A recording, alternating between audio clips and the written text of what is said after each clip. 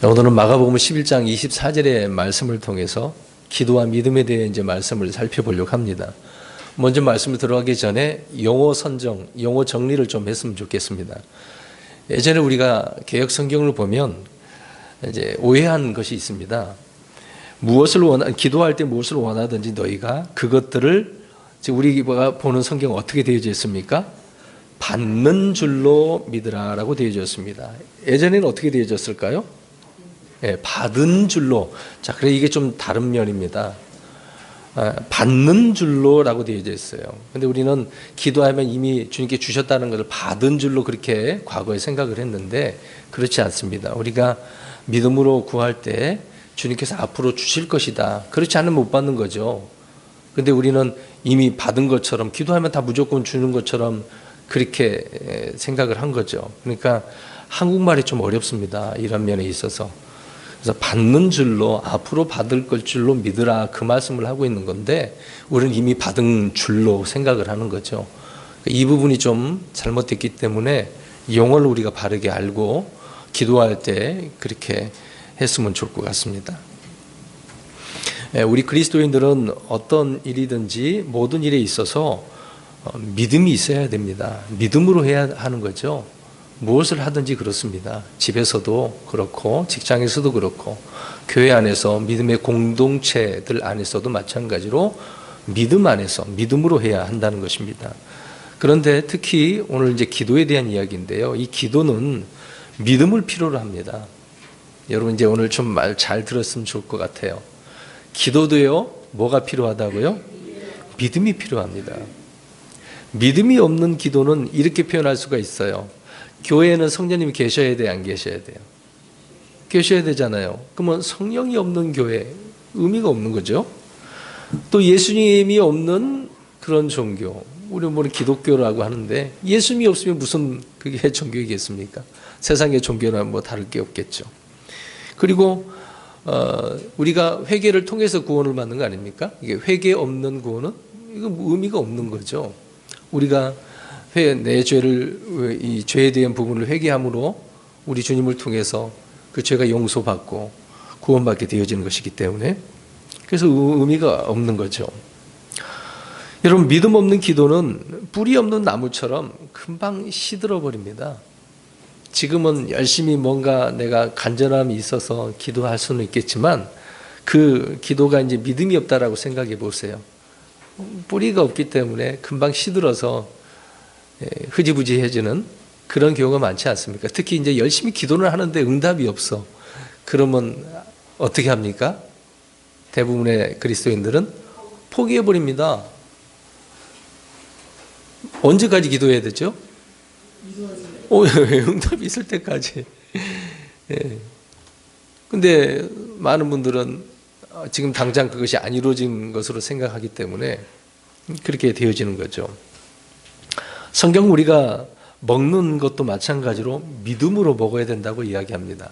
우리 이제 예배 마치고 나면 음식을 먹을 텐데 이 음식도 믿음으로 먹어야 돼요. 로마서 14장 23절에 보면 의심하고 먹는 자는 정죄를 받나니 이는 그가 믿음을 따라 먹지 아니하기 때문이라고 말씀하고 있습니다. 믿음으로 먹어야 되는 거죠. 어떤 먹는 문제에서는 마찬가지입니다. 성도는 걷는 것도 믿음으로 걸어야 되는 것입니다. 그리고 사는 것도 믿음으로, 나아가는 것도 믿음으로, 우리가 믿음의 선한 싸움도 마찬가지로 믿음으로 싸워야 하는 것이죠. 그래서 성경은 성도의 삶을 믿음의 삶이다라고 이야기합니다. 믿음의 삶. 이게 중요한 거죠. 우리의 삶이 믿음이라는 거죠.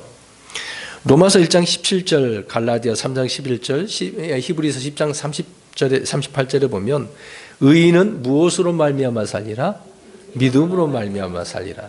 하박국에 있는 말씀은 좀 다르죠. 자신의 믿음이 거기 들어가는데 여기에는 신약에서는 자기 자신의 믿음이 없습니다. 우리는 그리스도의 믿음이잖아요.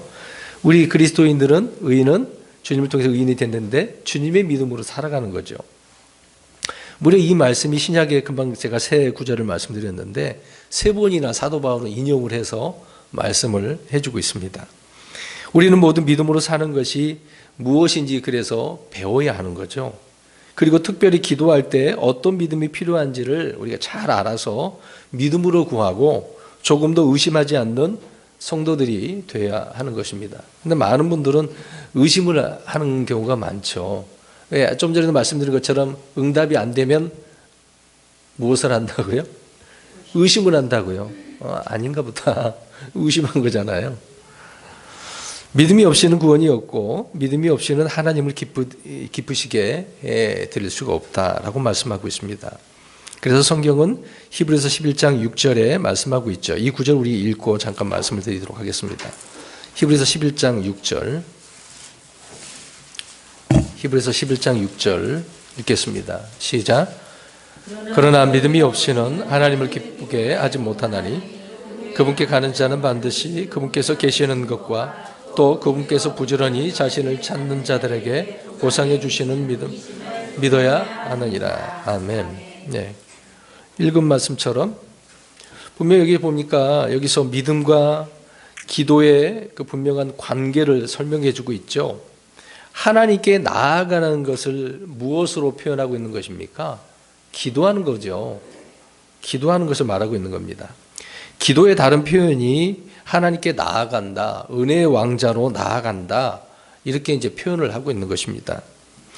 믿음 없이는 하나님께 그래서 나아갈 수 없다고 분명히 11장 6절에 말씀을 하고 있는 거죠.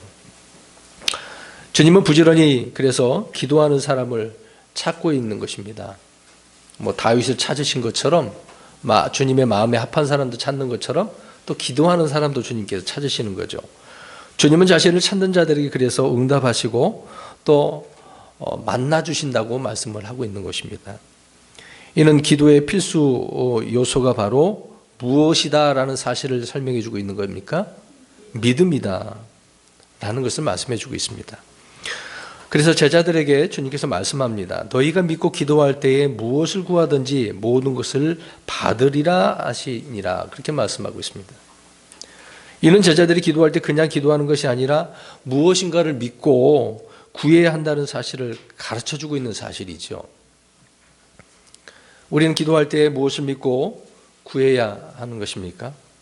뭐 아무 것이나 믿으면 되는 것일까요? 우리 이제 기도할 때 이제 저도 지금 감기 몸살 걸려서 주님 감기 몸살 이 병을 나을 것을 믿습니다. 여러분 어떻습니까? 그럼 당장 낫나요? 감기는 언제 낫나요? 약 안 먹고 시간이 지나도 나요.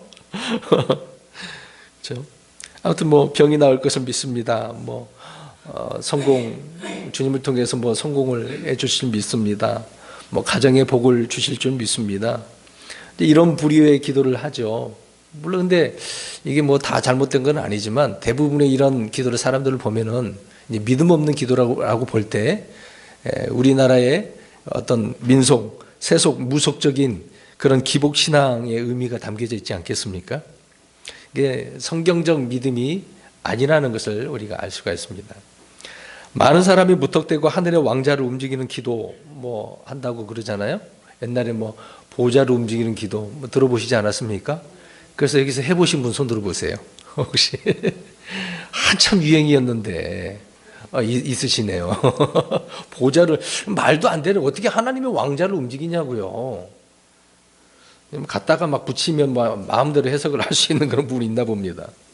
그래서 뭐 심지어는 뭐 하나님을 굴복시키는 기도. 아니 어떻게 하나님을 굴복시킵니까? 막 그렇게 막 때를 쓰는 것을 믿음인 줄을 알고 이제 잘못 알고 있는 거죠. 그렇게 그렇게 구하면 응답이 있겠습니까? 응답이 없죠. 잘못된 건데 어떻게 응답이 있겠습니까? 그러다가 이제 응답이 없으면 기도한 후에 말씀드린 것처럼 낙심하게 되어져요. 실망하게 되어집니다. 그런 예가 얼마나 많아요. 주님은 제자들에게 말씀합니다. 오늘 11장 24절에 그러므로 내가 너희에게 이르노니 너희가 기도할 때에, 자 기도할 때라고 그랬어요. 무엇을 원하든지 너희가 그것들을 받는 줄로 믿으라.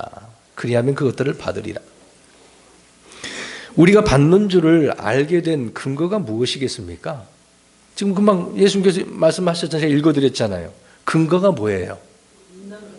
믿음이라는 거예요. 믿음. 근거는 믿음입니다. 우리 기독교의 특징을 말하라고 한다면 단연 믿음의 종교라고 이야기하잖아요. 믿음. 성경은 온통 믿음에 관한 내용으로 가득 차 있습니다. 구약이나 신약이나 믿음에 대해서 많이 강조를 하고 있는 거죠. 특히 신약 성경의 믿음이라고 하는 말은 무려 231번 이렇게 굉장히 많이 기록되어 있죠. 제가 또 검색을 또 해봤거든요. 그냥 믿음이라는 총 236번인가 나오더라고요. 근데 구약 빼고 이제 신약만 230번이나 넘어요. 예수 그리스도를 믿고 나서 가장 갈망하는 은사 중에 하나가 바로 믿음의 은사, 믿음 우리가 많이 강조를 하죠. 성경을 보면 믿음은 모든 것을 가능하게 하고 믿음만 있으면 못할 것이 없을 것 같은 그런 강한 인상을 주는 것이 이런 믿음 아닙니까? 그래서 누구나 좀 더 강한 믿음을 갖기를 원하죠. 기도에도 그래서 믿음이 있으면은 그 기도는 막 반드시 그냥 직방적으로 막 응답이 되는 것처럼 그렇게 생각하는 경향이 있다는 것입니다. 그래서 성도들에게 이제 그런 표현을 하잖아요. 저 성도는 믿음 좋아. 이런 평가를 받는 것, 칭찬을 받는 거 얼마나 좋아합니까? 옆 사람 쳐다보시고 믿음이 있는지 없는지 당신은 믿음의 사람입니다. 아닌 것 같아요.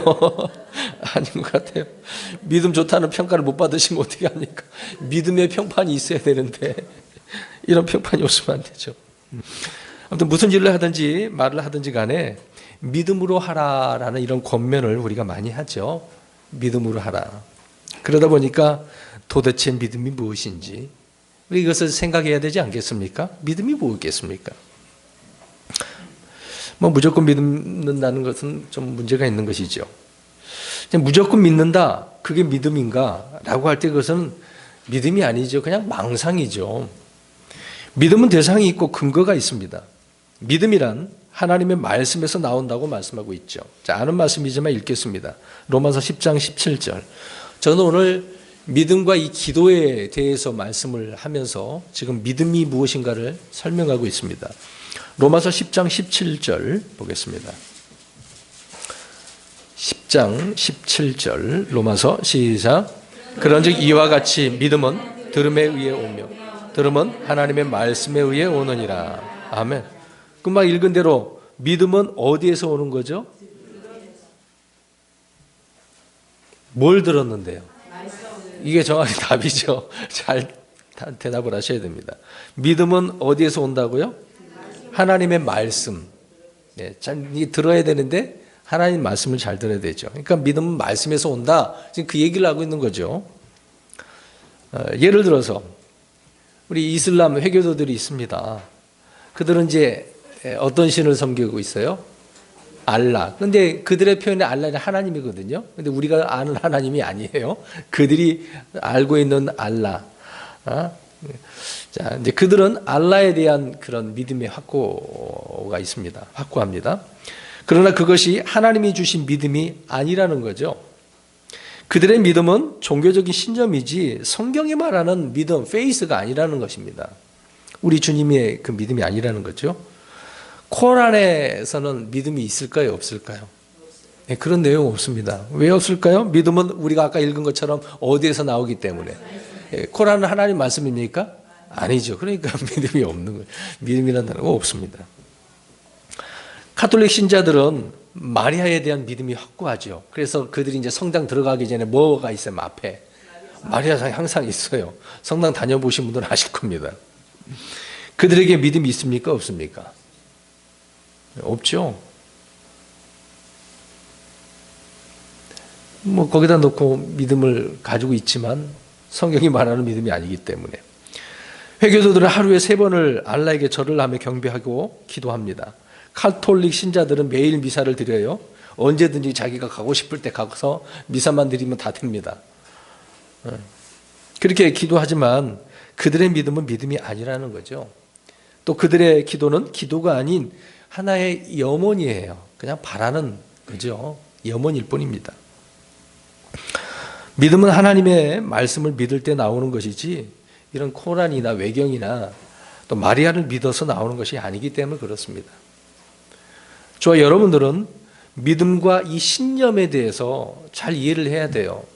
신념을 가르치는 긍정의 힘이라는 조엘 오스틴이라는 목사, 이게 사기꾼 목사입니다. 죄송한 이야기지만 신념을 가리키는 거죠. 믿음을 가리키는 게 아닙니다. 자기 목걸이인가 뭔가 잊어버렸는데 어떻게 찾냐고, 못 찾아, 아무리 찾아도 못 찾았어. 그걸 자꾸 그 믿음을 그렇게 강조를 했지만 어디에 있었어요? 책 읽어보신 분은 알 겁니다. 세탁기인가 어디에 그게 있더라고요. 그렇게 해서 찾았다고. 그건 신념이지 믿음이 아니에요. 그런 게 어떻게 믿음이라고 할 수 있습니까? 또 믿음과 염원이라고 하는 그냥 마음속에 뭔가 바라는 건 그거를 잘 구분을 해야 한다는 것입니다. 여러분 여쭤보겠습니다. 이제 마귀가 하나님을 믿을까요, 안 믿을까요? 믿죠. 하나님 믿어요. 근데 뭐가 없어요? 믿음이 없다니까. 잘 대답하셔야 돼요. 마귀는 하나님을 믿는데 뭐가 없다고요? 믿음이 없다고요. 왜? 믿음은 어디에서 나온다 그랬으니? 그 말씀 믿어요, 안 믿어요, 마귀가? 안 믿으니까 믿음이 없어요. 하나님을 믿긴 믿는데 믿음이 없어요. 믿음은 하나님의 말씀을 믿을 때 하나님 주시는 선물이기 때문에 그렇습니다. 지금 여기 보세요. 교회 안에서도 하나님 믿는 사람 얼마나 많은데요. 근데 주님이 주신 그 믿음이 페이스라는 것, 믿음이 없는 사람들이 굉장히 많습니다. 그러니까 믿음 없이 그냥 막연한 그런 생각을 가지고 믿는 교회에 나오는 사람들이 많죠. 나는 하나님 믿어요. 교회 안 나오면서. 그런 분들이 많아요. 자기 신념이죠. 믿음이 아닙니다. 어떤 신자들은 여호와의 증인이나 안식교도들, 몰몬교도를 보면은 그들의 행실을 보고 뭐가 좋다고 그래요? 믿음이 좋다고 해요. 여러분 우리 평택역 앞에도 뭐 다른 작년에 유럽에 가보니까요. 유럽에서도 여호와 증인들이 이렇게 길가에다가 이렇게 세워놓고 서워서 하우스대 같은 걸 팔고 있더라고요. 놀랐어요. 대단하더라고 그 사람들은. 평택역에도 있는데 얼마나 아주 그냥 옷차림도 단정하게 나오고 말도 부드럽게 하고 화도 안 내요 그들은요. 그들을 볼 때 믿음 좋다 그런 말을 하죠. 정말 믿음 좋을까요? 왜 대답 못 하십니까? 그들은 믿는 게 아니에요. 믿음 좋은 게 아닙니다. 그래서 믿는 것이 아니라 자기 종교에 대한 확신이에요. 자기들의 교리를 만들어 놨지 않습니까? 신세계 역본을 완전히 자기들이 원하는 교리를 만드는 거지 않습니까? 자기 종교에 대한 확신과 종교적 신념이 좋은 것이고 그것에 대한 것이 이제 강한 것이죠. 그 신념이 강한 것입니다. 그들은 성경적으로 표현하자면 전혀 믿음이 없는 자들입니다. 그들이 가진 것은 믿음이 아니기 때문에. 그러므로 그들이 드리는 기도는 믿음의 기도가 아니라고 봐야 되겠죠. 여호와 증인들도 기도할까요, 안 할까요? 그들은 누구에게 기도할까요? 그들은 야훼 여호와라고 하잖아요. 여호와 증인이니까 여호와께 하겠죠. 우리는 누구의 이름으로 기도합니까? 그들은 예수 믿어요, 안 믿어요? 안 믿기 때문에 예수님의 이름 기도도 안 하죠. 그냥 여호와 이름으로 이렇게 합니다. 분명히 예수님은 자기 이름으로 기도하면 할아버지께서 들어주신다고 했는데 그들은 그렇게 안 하잖아요. 그러니까 믿음의 기도도 아니죠. 사람들의 눈에는 그들은 순교할 만큼 강한 믿음을 가졌는지도 몰라도 그들이 이제 볼 때 그렇죠. 성경적으로 그들은 작은 믿음도 없다는 겁니다. 믿음이 아니, 전혀 믿음이 없는 겁니다. 그냥 행위만 거룩할 뿐이에요. 그들의 표현대로. 이 로마서 10장 17절 그런즉 이와 같이 믿음은 들음에 의해 오며 들음은 하나님의 말씀에 오느니라 분명히 말씀하고 있습니다. 이 말씀은 믿음의 근원이 또 그 믿음의 출처가 또 믿음의 그 성격이 무엇인지를 설명해 주고 있죠. 믿음은 하나님의 말씀에서 나기 때문에 하나님의 말씀인 성경을 믿음의 말씀들이라고 하는 것입니다. 우리 로마서 10장 8절을 읽어봅니다. 뒤에 문 좀 닫아주세요. 추워요. 제가 조금 지금 감기 걸려서 조금만 추우면 오한 증세가 아직 안 없어졌네요. 로마서 10장 8절 읽겠습니다. 나는 더울 수도 있지만 다른 사람에게는 추울 수도 있습니다. 자, 로마서 10장 8절 읽습니다. 시작. 그러나 그것이 무엇을 말하느냐? 말씀이 내게 가까이 있어 내 입에 있으며 내 마음에 있느니라 하나니 곧 우리가 선포하는 믿음의 말씀이라. 네, 성경 말씀이 어떤 말씀이라고요? 믿음의 말씀이래요. 그러니까 말씀도 믿음이 있어야 되는 거죠. 믿음의 말씀이라고 합니다. 믿음의 말씀들이란 말씀을 듣는 자들에게, 믿는 자들에게 믿음을 주는 말씀들이라는 거죠. 자, 저와 여러분이 주님 말씀을 믿고 읽어요. 그러면 저와 여러분들에게 무엇이 주어지는 겁니까? 믿음이 주어진다고요. 그래서 믿음의 말씀들이라는 것입니다. 영적인 생명은 어디에서 나올까요? 역시 생명의 말씀을 통해서 오는 거죠. 권능이 어디에서 오겠습니까? 네, 권능의 말씀에서 오는 겁니다. 은혜는 어떻게 누리겠습니까? 은혜의 말씀을 통해서 누리는 겁니다. 성경의 원리가 그러는 거거든요. 성경은 지혜의 말씀, 또 지식의 말씀, 의의 말씀, 화해의 말씀도 있고요. 진리의 말씀이라고 이렇게 표현하고 있습니다. 이런 표현을 하면서 오늘 믿음의 말씀이라고 하고 있는 거죠. 이는 모든 것이 하나님의 말씀에서 나오기 때문에 그렇다는 겁니다. 그래서 믿음 역시 마찬가지죠. 믿음은 믿음의 말씀에서 나오는 겁니다. 그러니까 말씀을 배제한 믿음은 믿음이 아니라 무엇일까요? 신념, 그냥 자기 고집이라니까요. 이런 고집 피우는 사람, 자기 신념에 있는 사람이 많아요. 믿음의 말씀들이란 믿음을 생성해 주는 말씀이라는 거예요. 생성.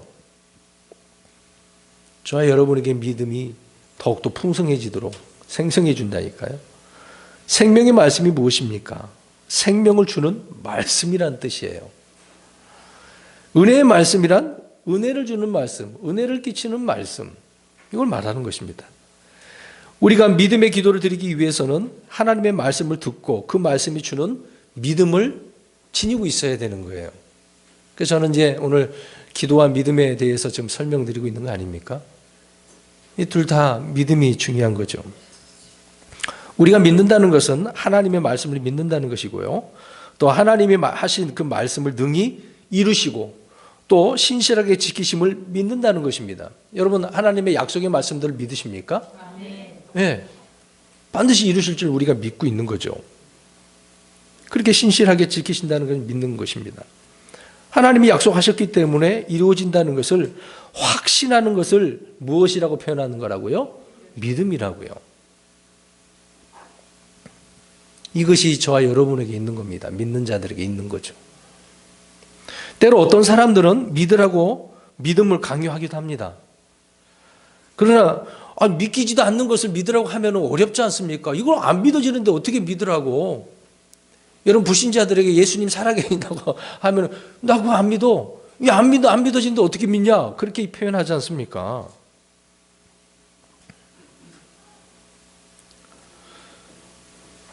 믿음은 믿음의 창시자이신 예수 그리스도에게서 나온다고 설명합니다. 히브리서 12장 2절에.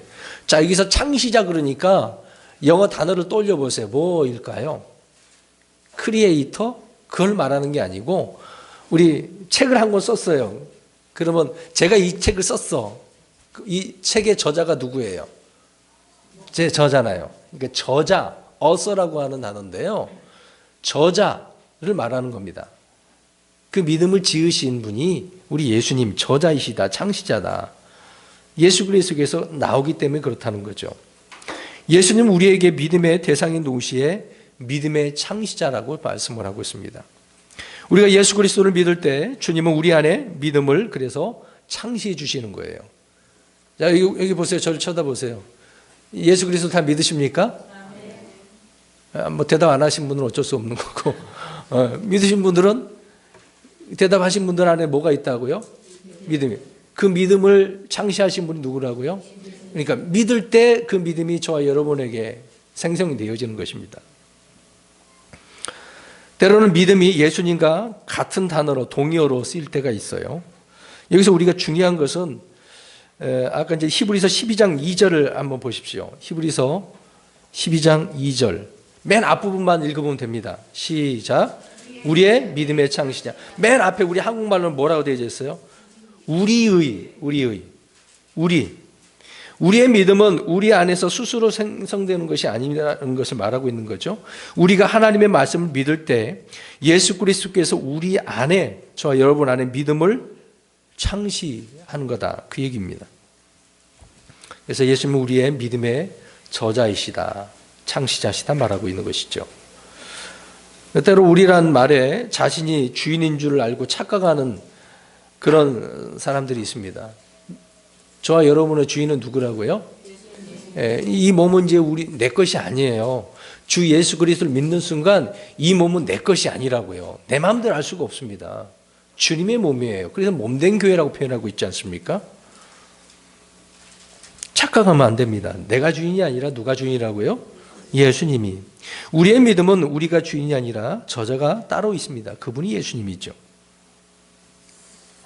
그래서 주님께서 위대한 작품을 만드신 겁니다.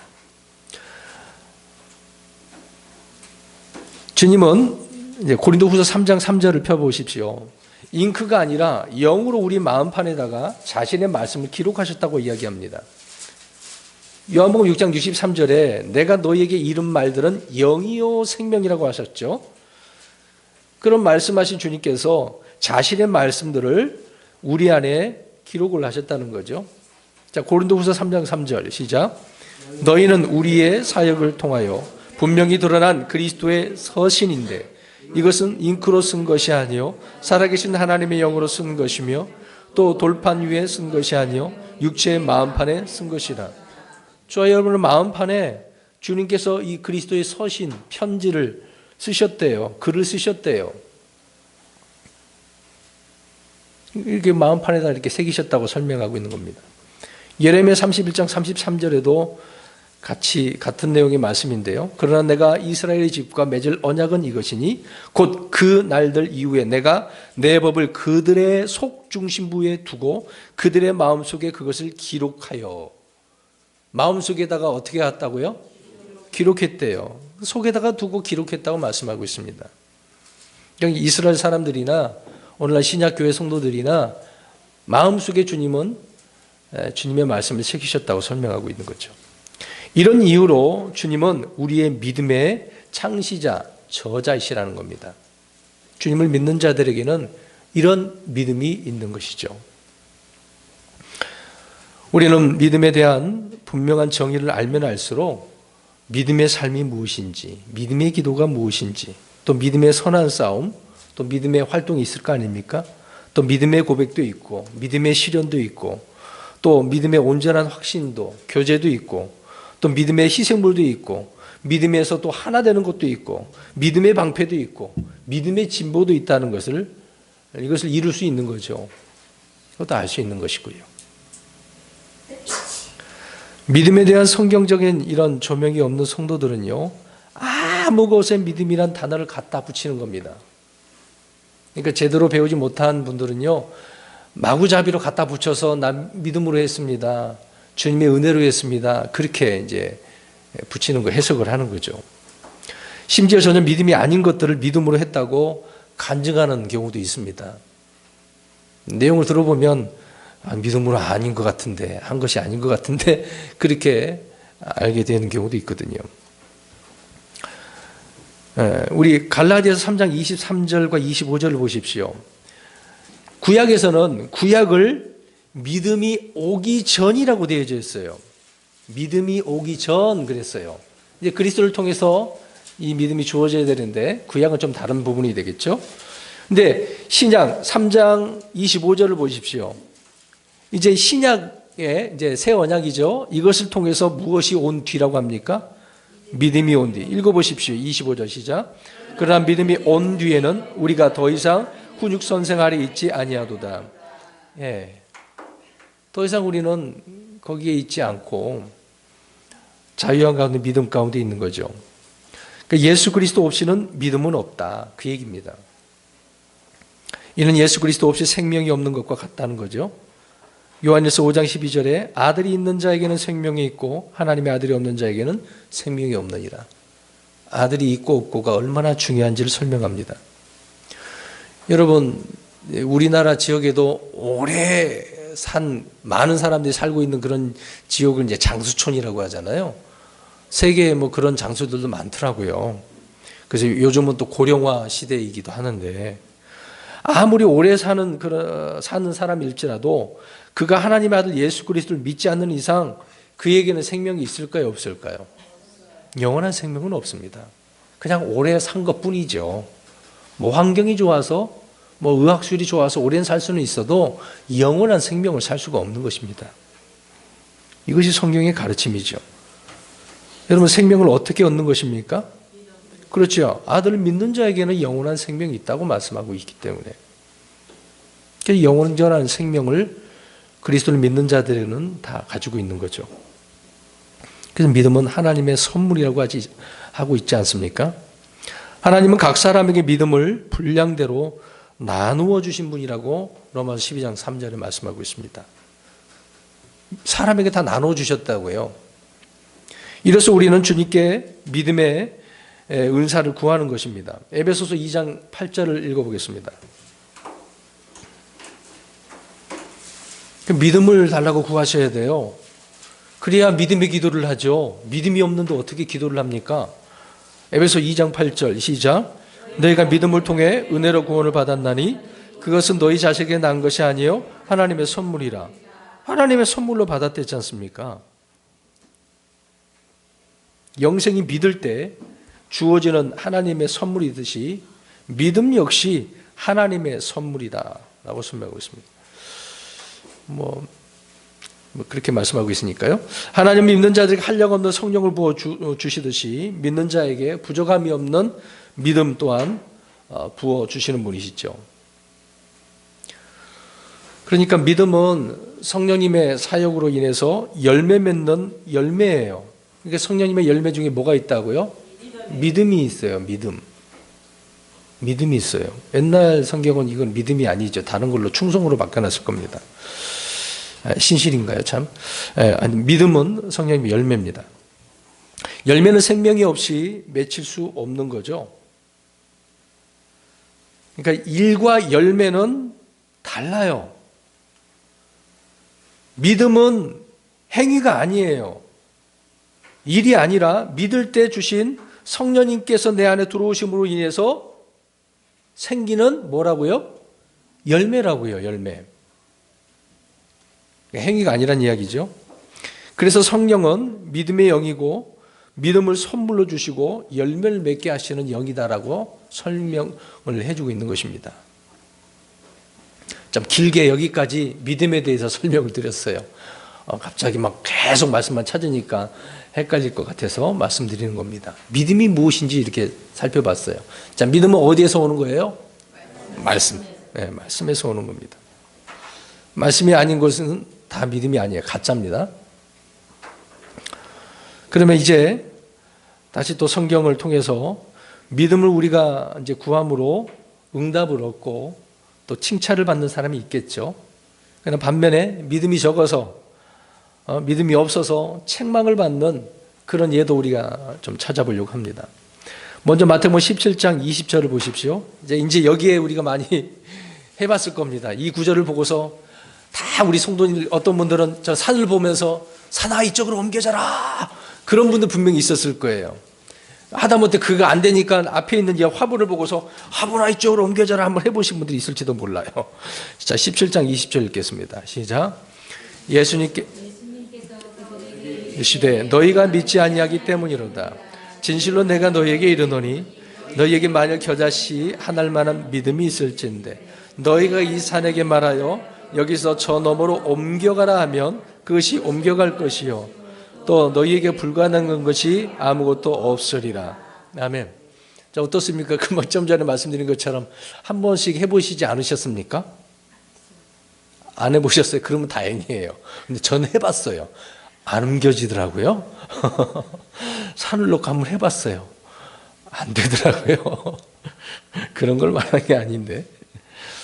자, 이 말씀은 힘없고 약한 형제들에게 무한한 능력을 공급해 주는 말씀인 동시에 많은 사람에게 걸림돌과 오히려 더 절망을 안겨주는 그런 말씀이기도 합니다. 저처럼 그렇게 하니까 안 되네. 그러니까 난 믿음이 없구나. 그렇게 될 수도 있다는 겁니다. 나에게 겨자씨에 한 알만한 믿음이 없어서 산은 고사하고 앞에 있는 이 화분도 옮기지 못할 때 우리는 탄식하잖아요. 난 이렇게 믿음이 없어. 여러분, 이제 저번 한 주간 동안에도 이렇게 자책하고 오신 분 있지는 않습니까? 예? 참. 반대로 나는, 어떤 사람은 그럴 거야. 나는 산도 옮길 수 있구나. 그런 확신과 소망이 넘치는 사람도 있을 수도 있습니다. 누가복음 17장 5절을 보면은요. 그래서 제자들이 주님께 말씀합니다. 우리의 믿음을 증대시켜 주시옵소서. 어떻게 하라고요? 예. 증가의 법칙 아시잖아요. 자, 그럼 또 우리 아이들하고 했는데, 자, 배수의 법칙을 한번 보겠습니다. 자, 1의 배수는 2가 되겠죠. 2의 배수는, 그 다음에 쭉 한번 가봅시다. 4, 8, 16, 32, 64, 128, 556, 512, 1024, 2048. 더 갈까요? 예. 아, 이렇게 증대되면 얼마나 좋아요? 우리의 믿음이, 아, 오늘 내 믿음 이만큼이었는데 그 배로 막 증가되면 얼마나 좋아요. 아무튼 제자들이 예수님 앞에 어떻게 해달라고 그랬어요? 믿음을 증대시켜달라고. 이게 사실 우리의 기도 제목이어야 합니다. 믿음을 위해 기도가 필요하고 기도를 위해서 그래서 믿음이 필요한 겁니다. 자, 다시 말씀드립니다. 믿음을 위해서 뭐가 필요하다고요? 기도가 필요해요. 기도를 위해서 뭐가 필요하다고요? 그러니까 둘이 다 중요한 거예요. 기도도 믿음이 필요하고 믿음도 기도가 필요하고 뗄래 뗄 수가 없는 거거든요. 근데 우리는 이것을 좀 분리해 가지고 믿음도 없는데 기도를 하고 있으니 응답이 되겠습니까? 말씀을 통한 믿음이 생겨서 기도해야 되는데 말씀을 통한 믿음도 없는데 무슨 기도가 되겠습니까? 하긴 하는데 그러니까 응답이 안 되는 거죠. 주님은 제자들에게 말씀하셨습니다. 누가복음 17장 6절 한번 읽어보겠습니다. 아무튼 5절에 증대시켜달라고 하니까 주님께서 말씀하십니다. 누가복음 17장 6절 읽겠습니다. 시작. 주께서 이르시되 너에게 만일 겨자씨 하나일 만한 믿음이 있었더라면 너희가 이 뽕나무에게 이르기를 뿌리째 뽑혀 바다에 심겨라 하였을 것이요 그것이 너에게 순종하였으리라. 아멘. 자, 이제는 산이 아니라 뭐라고 나왔어요? 뽕나무. 자, 보세요. 아까 얘기했잖아요. 산이 안 되니까 이런 화분이라도 나무라도 옮겨달라고. 자, 여기까지 내려왔네요 지금. 믿음의 능력이 이런 것이라고 한다면 참 믿음의 기도는 뭐 한 나라 무너뜨리는 거 뭐 우습지도 않겠습니까? 우습죠. 뭐 세우게 할 수도 있는 것이니까 뭐 대단한 믿음이죠. 근데 마가복음 4장 40절 보면은요, 그분께서 그들에게 이르시되 너희가 어찌 이렇게 두려워하느냐, 어찌 너희가 믿음이 없느냐 하시니라고 말합니다. 자, 여기서 뭐라고 그랬어요? 믿음이 없느냐. 제자들은 주님과 지금 동행하고 있는 거죠. 함께 있어요. 주님은 제자들 한가운데 계셨어요. 근데 지금 풍랑이 일어났단 말입니다. 배가 막 뒤집힐 것 같아. 이제 그때 제자들의 믿음은 어떻다고요? 없었어요. 없었어. 믿음이 약하다고 그랬습니까? 적다고 그랬습니까? 아니면 있다가 사라졌다는 겁니까? 없었다고요. 어찌 너희가 믿음이 없느냐라고 주님께서 책망을 하신 겁니다. 풍랑이 치고 파도가 들이치고 물이 막 배 안에 가득하게 되니까 다급하게 지금 예수님 앞에 도와달라고 기도를 요청을 하고 있는 거잖아요. 선생님, 우리가 죽는 것을 돌아보지 않습니까? 도와주십시오. 지금 요청을 하는 거잖아요. 기도하잖아요. 다급해서 간절한 기도를 하긴 했어요, 안 했어요? 한 거잖아요. 다급한 기도를 하잖아요. 했어요. 간절한 기도는 맞지만 믿음의 기도였습니까? 그게 아니었다는 거예요. 이게 중요한 차이입니다. 자, 그 이유를 우리가 알 수 있습니다. 마가복음 4장 35절 가서 보세요. 그들이 믿음이 없었다는 이유를 알 수 있습니다. 마가복음 4장 35절. 4장 35절 시작. 바로 그날 저녁이 되매 그분께서 그들에게 이르시되 우리가 저편으로 건너가자 하시니라. 자, 예수님께서 어떻게 하시기로 하셨어요? 저편으로 건너가자. 자, 이렇게 말씀하셨는데 제자들은 안 믿었어요.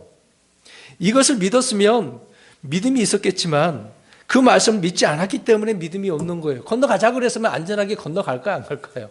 풍랑이 있어도 건너가는 거죠. 뭐 걱정할 필요가 뭐 있어. 우리 주님이 옆에 계시고 건너간다고 하셨는데 뭘 걱정이야.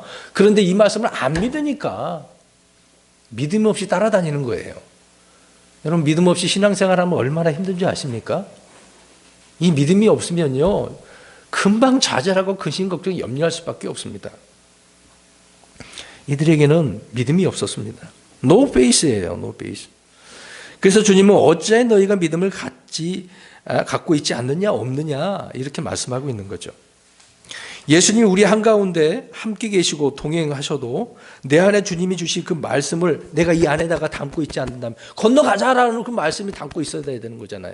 그것을 믿지 않을 때, 담고 있지 않을 때 우리의 믿음이 어떻게 된다고요? 없는 자가 되는 거예요. 그래서 처음에 믿음에 대해서 말씀을 드렸잖아요. 믿음은 어디에서 나온다고요? 말씀. 말씀은 내가 담고 있어야 믿음이 생기는 건데 안 담고 있는데 어떻게 믿음이 생기겠습니까? 늘 불안한 거죠. 이게 믿음 없는 자가 되는 겁니다. 이미 말씀드린 것처럼 믿음은 하나님의 말씀에 오는 것이고요. 예수님은 말씀을 통해 믿음을 우리에게 기록하시는 저자이시라는 거죠. 창시자이십니다. 생성되게 만드는 거죠. 주님은 제자들에게 믿음을 그래서 가지라라고 그랬습니다. 어떻게 하라고요? 자, 11장 22절 있습니다. 시작. 마가복음 11장 22절. 덮으셨네요. 11장 22절. 시작. 예수님께서 응답하여 그들에게 이르시되 하나님께 대한 믿음을 가져. 이렇게 말씀하고 계시네요. 영어로 have faith in God이거든요. have라는 뭘 가지라는 이야기잖아요. 주님은 왜 제자들에게 하나님께 대한 믿음을 가지라고 한 것일까요? 여러분, 유대인들 가운데 하나님을 믿지 않는 사람이 어디 있습니까? 대부분 다 믿잖아요. 주님이 말한 믿음은 일반적인 믿음이 아닙니다. 지금 십자가를 목전에 앞에 두고 그런 상태에서 지금 제자들이 믿음이 없다는 사실을 지금 알고 계시는 거잖아요. 그들은 주님이 하신 말씀을 듣고 또 듣지 않으려고 했고 믿지 않으려고 한 거잖아요. 특히 십자가에 대해 요한복음 계속 강의를 하고 있지만 오늘 오후 말씀도 같이 들으면 좋을 것 같아요. 가지 마시고. 십자가에 관한 말씀을 계속해서 하고 있는데도 그걸 믿었어요, 안 믿었어요? 안 믿었어요. 무슨 소리입니까? 당장 지금 그들은 오른편에 왼편에 앉기를 원하는, 권력 차지하려고 하는 그런 마음만 가졌을 뿐이지. 십자가 관련된 말씀을 하기만 하면 막 듣기를 두려워했어요. 예수님 무슨 말씀입니까? 이런 식으로 나오는 거죠. 왜 주님은 제자들에게 이런 말씀을 하셨습니까? 왜 믿음을 가지라고 하셨을까요? 믿음은 어떻게 가질 수 있는 것입니까? 네. 마가복음 11장 21절을 보면 알 수가 있습니다. 자, 또 하나의 문제가 있습니다. 믿음이 적고 없으면 이런 문제가 생기는 거죠. 11장 21절 시작. 베드로가 기억이 나서 그분께 이르되 선생님이여 보소서 선생님께 저주하신 무화과 나무가 말라버렸나이다 하니. 자, 베드로는요, 예수님이 무화과 나무를 저주했어요. 그 말씀을 듣고도 믿지 않았습니다. 그래서 믿음이 없었던 거예요. 그런데 지금 무화과 나무가 말라버린 것을 보고서 뭐가 기억난 거예요? 주님의 말씀이 기억난 거라고요.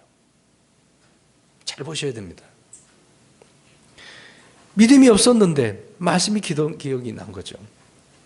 그러니까 진작에 이렇게 믿었다라고 한다면 하나님께 대한 믿음을 가지라 이런 말씀 주님께 하실 필요가 있어요, 없어요? 없죠. 그들은 적은 믿음이라도 있었던 그런 상태가 아니라 믿음이 없었기 때문에 주님은 그들에게 믿음을 가지라고 하셨던 것이죠. 우리는 하나님의 말씀을 기억함으로써 믿음을 회복할 수가 있어요. 그러니까 우리가 믿음으로 살다가 낙심하게 되고 주님을 멀리 떠나게 되는 그런 경우가 있지 않습니까? 그럴 때 뭘 기억해야 된다고요? 그런 믿음이 다시 회복되어지는 겁니다.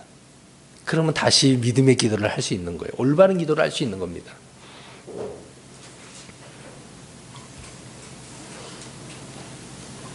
하나님의 말씀이 생각날 때 그래서 믿음이 생기는 거죠. 힘이 나는 겁니다. 막 좌절하다가도 힘나는 겁니다. 이제 믿음의 소유자를 우리가 한번 살펴볼까요? 베드로는 믿음이, 또 제자들도 마찬가지로 믿음이 없었습니다. 우리 누가복음 7장 50절 보십시오. 참 여기에 읽는 이 여인은 제자들처럼 항상 주님과 함께하지 않았어요. 말씀도 그렇게 자주 듣지는 않았습니다. 그런데 얼마나 큰 믿음을 가졌는지 보겠습니다. 누가복음 7장 50절 시작. 그분께서 그 여자에게 이르시되 내 믿음이 너를 구원하였으니 평안히 가라 하시니라. 어떻게 해요? 내 믿음이. 놀랍죠? 주님이 말씀하신 내 믿음이란 어떤 것이겠습니까? 이 여인은 지금 옥합을 깨트린 여인이잖아요. 향유를 부은 여인이잖아요. 12 제자들보다 믿음이 더 뛰어났어요. 마가복음 14장 8절에도 같은 내용의 말씀이 있죠. 제자들은 예수님의 이 대신 죽으신 대속적인 죽음, 또 십자가의 죽음에 대해서 아무리 말을 해도 믿지 않았습니다. 그런데 이 여자는 지금 어떻게 했어요? 믿고서 무엇을 예비한 거였어요? 주님의 죽음에 대한 장사를 준비한 거잖아요. 그러니까 이 여인은 믿었을 뿐만 아니라 향유를 부음으로 장사 지내는 일을 하고 있었던 거예요. 이 믿음이야말로 진정한 구원한 믿음. 그래, 내 믿음이 너를 구원하였도다. 이런 말씀을 하고 있는 겁니다.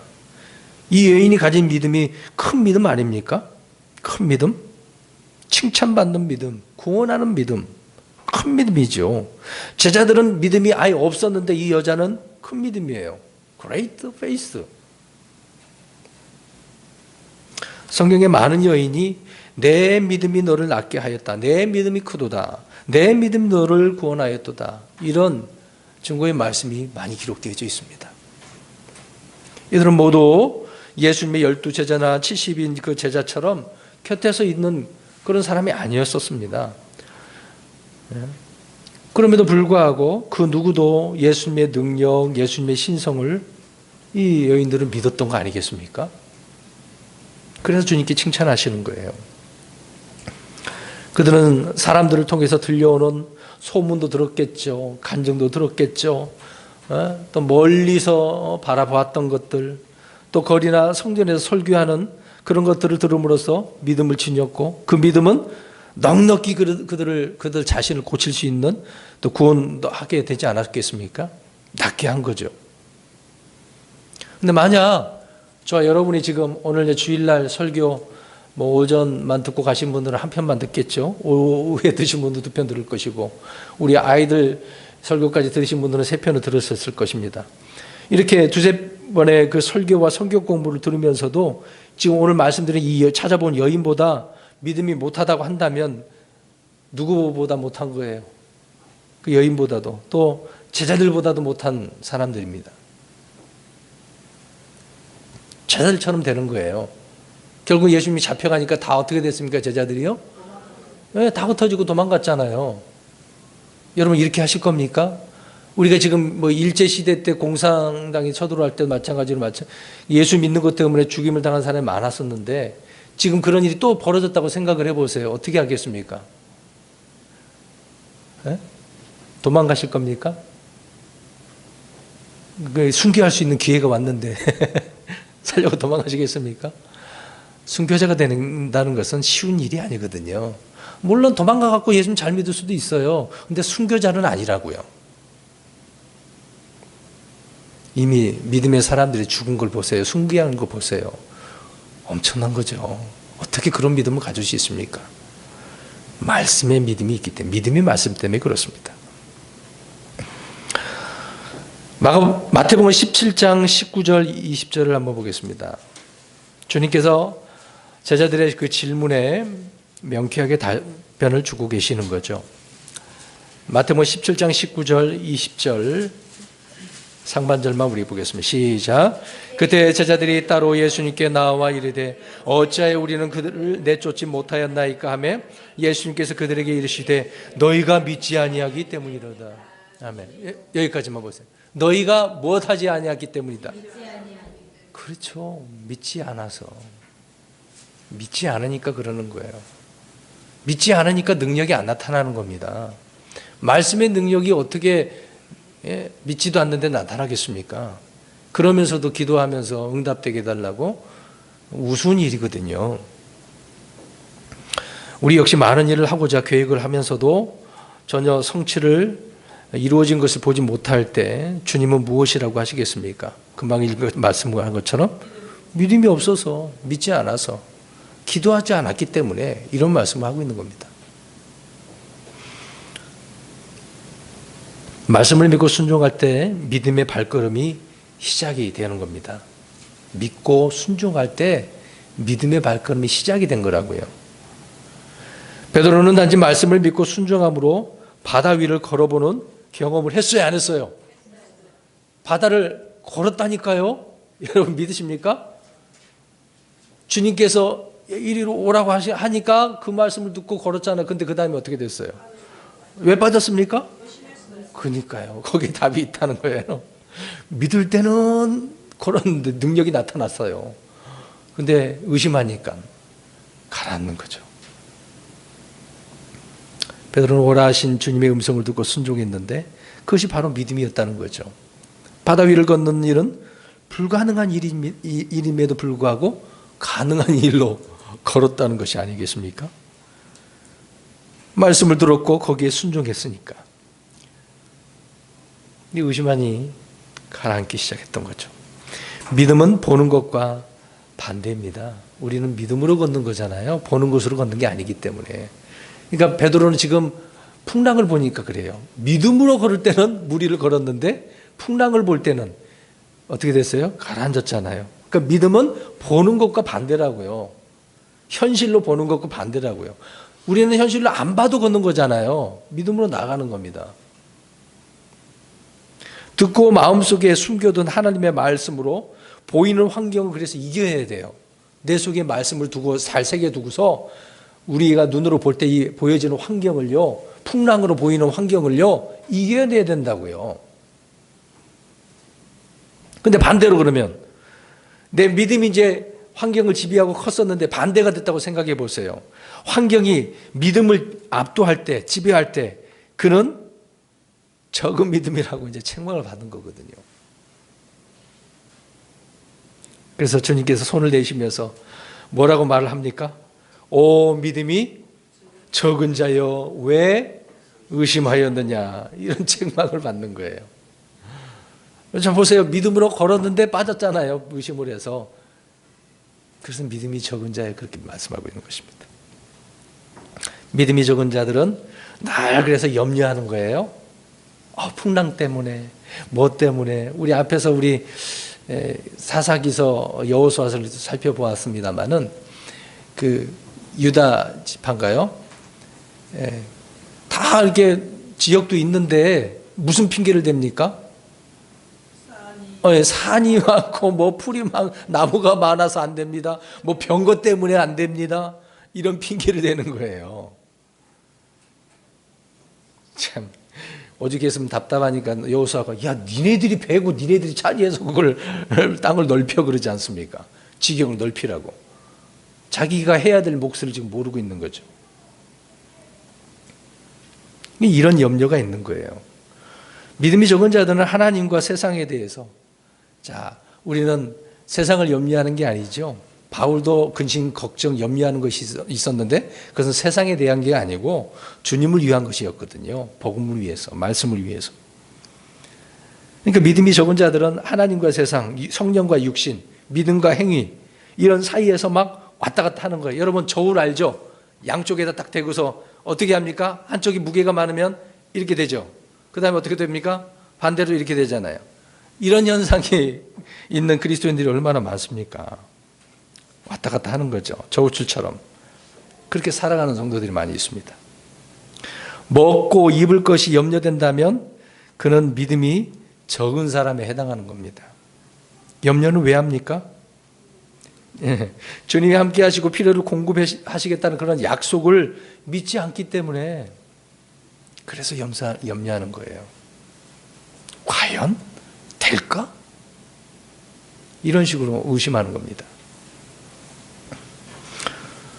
저와 여러분은 기도해야 됩니다. 주님이 말씀하신 것들을 붙들고 그렇게 기도하는 것이 바로 믿음의 기도입니다.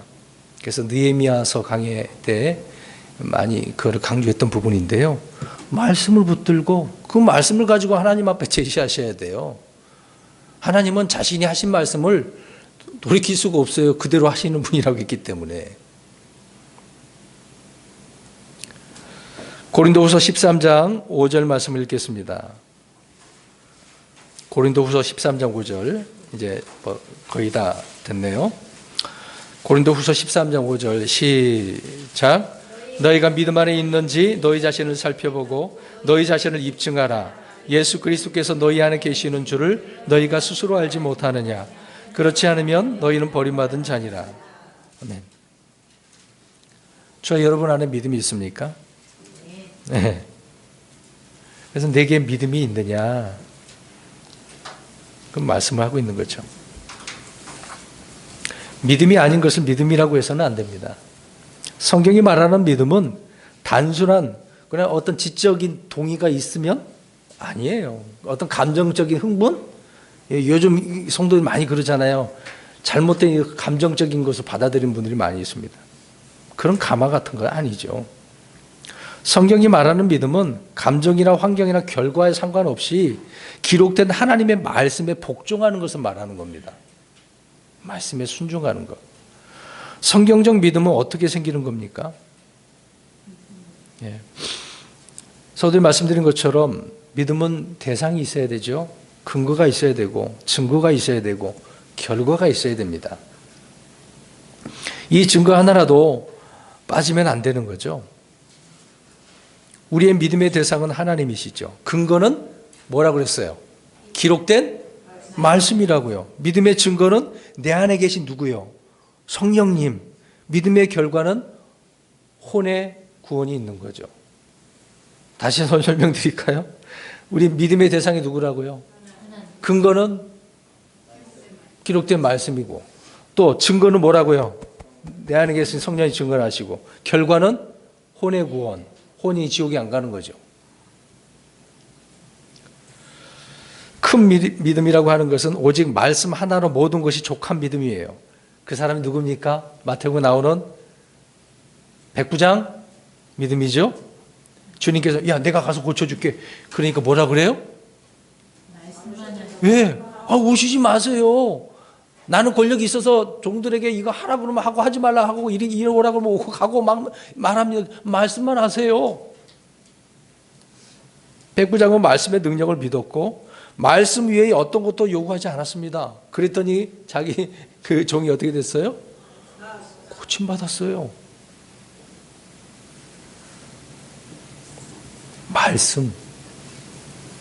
이런 믿음을 무슨 믿음이라 그래요? 큰 믿음이라고 그래요. 자, 우리 다 같이 시작. 자, 보세요. 큰 믿음 그러면 안 돼요. 시작. 큰 믿음. 그게 차이가 있는 거예요. 우리는 모두 처음부터 큰 믿음을 소유할 수는 없습니다.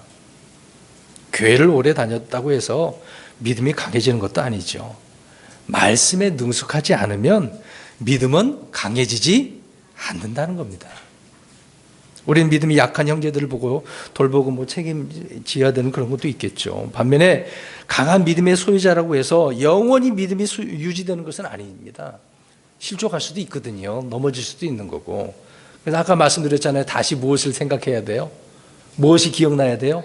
말씀이 기억나면 회복되어진다고요. 믿음에서 벗어나고 타락할 때 믿음이 약해지지만 다시 말씀을 기억날 때는 힘이 나는 거죠. 우리는 믿음의 기도를 그래서 해야 되는 것입니다. 주님께서 내가 구하는 것에 대해서 확신과 담대함을 얻고자 한다면 말씀을 주시기를 구해야 되는 거죠. 그래서 성경을 펴놓고 기도해도 좋습니다. 눈을 떠서 성경을 읽으시면서 그 말씀 구절을 가지고 성경을 묵상하면서 기도도 해야 되겠죠. 주님이 말씀하셨으니까 그대로 이루어질 줄 믿습니다. 이게 우리의 기도해야 됩니다. 누가복음 1장 38절에 천사가 나타나서 마리아에게 아들을 낳게 될 것이라는 것을 알려주죠. 그랬더니 마리아가 뭐라고 하는지 아십니까? 제가 읽겠습니다. 마리아가 이르되 주의 여종을 보소서 당신의 말씀대로 그 일이 내게 이루어지이다. 어떻다고요? 네, 말씀이 내게 이루어지이다. 말씀하신 대로. 우리는 매사 이런 자세를 유지해야 됩니다. 이런 자세로 기도해야 되는 거죠. 그래서 올 한 해 이런 믿음의 기도를 계속해서 드리는 성도가 되시고 또 응답이 넘치기를 주의 이름으로 축원합니다.